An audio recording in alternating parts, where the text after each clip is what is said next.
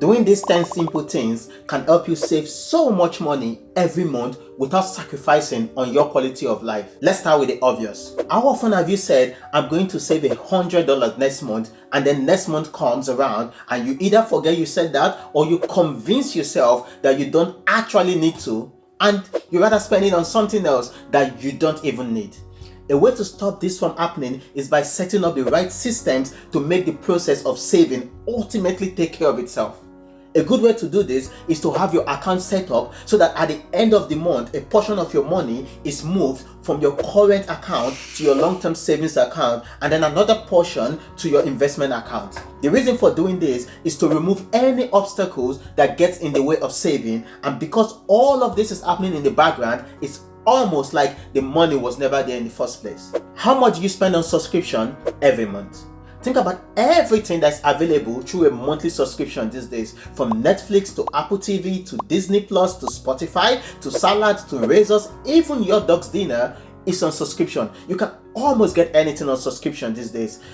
Don't get me wrong, it's okay to spend money on subscriptions that brings you value.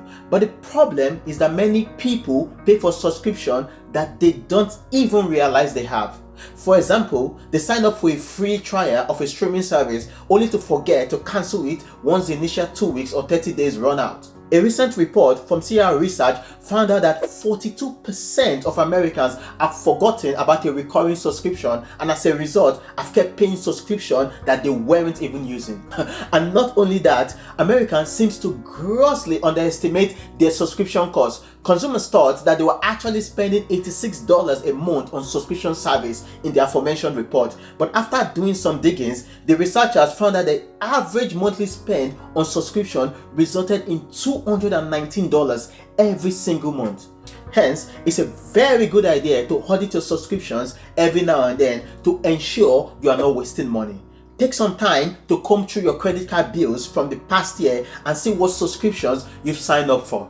Once you've made a list of all the subscriptions you are paying for, cancel those that you are not using immediately. Then reassess the ones that you knew about to see if there's a better subscription service out there at an even lower cost. Most of our spending is done on autopilot and impulsive buying.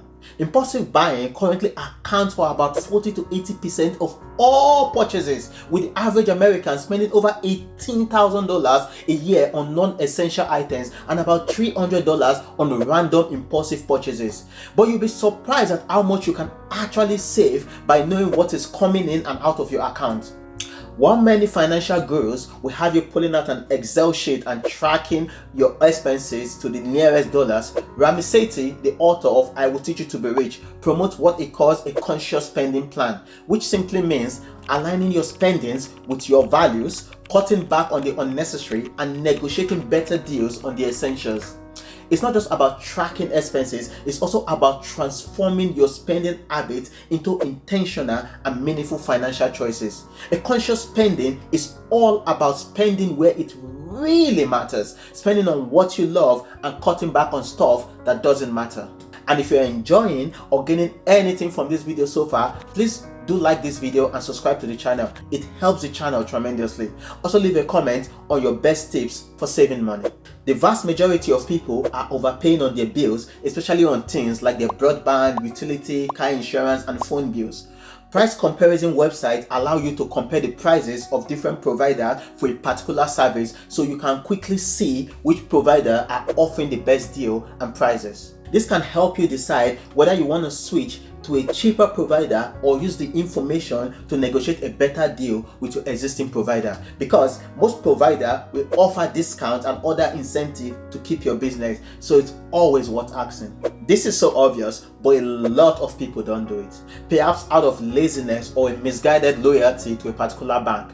But by opening a high interest bank account, you could earn almost 10 times the national average of a basic current account. Here is one of my bank offering me a 1.1% interest rate while a quick search through Google will reveal many reputable banks offering things from 6 to 8%. Many of these online and app-only accounts offer higher rates because they have lower overhead. To make the most of your money, put your emergency fund and your income straight into a high interest savings account that is easily accessible. And then for your long-term saving goals that you don't need to access for at least the next year or two, consider putting that into a fixed rate account that typically offers an even higher interest rate. Saving money for the future, whether it's for emergencies or towards a longer term goal, can make you feel good and in control of your finances.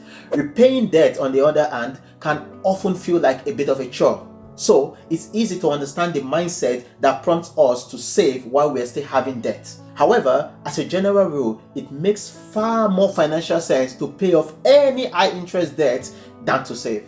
For example, suppose on one hand you have $1,000 debt on a credit card at 23% that is costing you $230 in interest a year.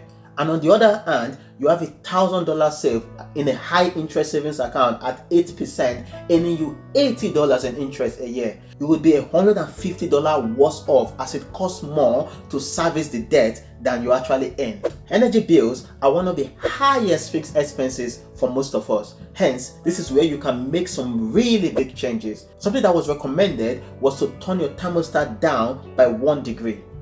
I know this sounds ridiculous, but the World Health Organization suggests that 18 degrees is the ideal temperature for healthy adults. So, by turning your thermostat down just by 1 degree, you could be saving between 10 to 15% of your annual heating bill. Also, according to the Energy Saving Trust, another way to reduce your energy bill so as to save even more money is to drought-proof your windows and doors.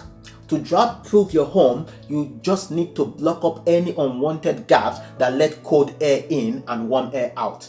Saving warm air means you use less energy to heat your home, so you will save more money as long as making your home more snug and warm. Another mistake you might be making with energy consumption is opening your window, as this may be a great way to let fresh air into your home. But if your heating is on, your home will never reach the desired temperature because heat will escape through the window, which is a waste of money. To deal with this, just pair up a window sensor with a smart thermostat. That way, you can create a smart home that automatically turns the heating off when it detects that a window is opened.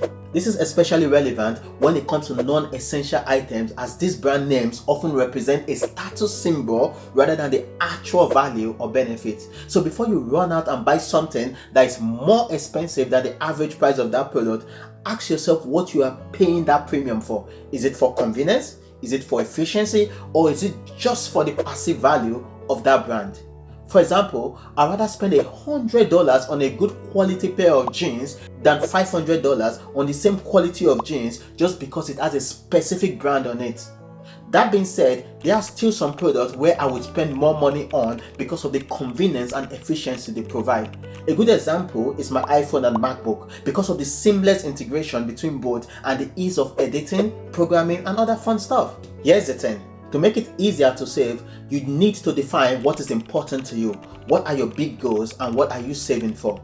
With this in mind, it becomes easier to ruthlessly cut costs everywhere else. People often think that if all you do is save, you must be miserable and you are forgetting to live and enjoy your life to the fullest. But that's definitely not the case. Living below your means and saving for peace of mind or to invest isn't about deprivation, it's about prioritization. The whole point of saving is to give you optionality and choices and not the other way around. So it's about spending on things that matter to you and cutting down on things that don't really make a difference. These are some tips I've picked up along the way, and if you have any other that have worked for you, I'd love to hear about them in the comment. Thanks for watching, and don't forget to subscribe to the channel if you haven't done so. I hope to see you in my next video.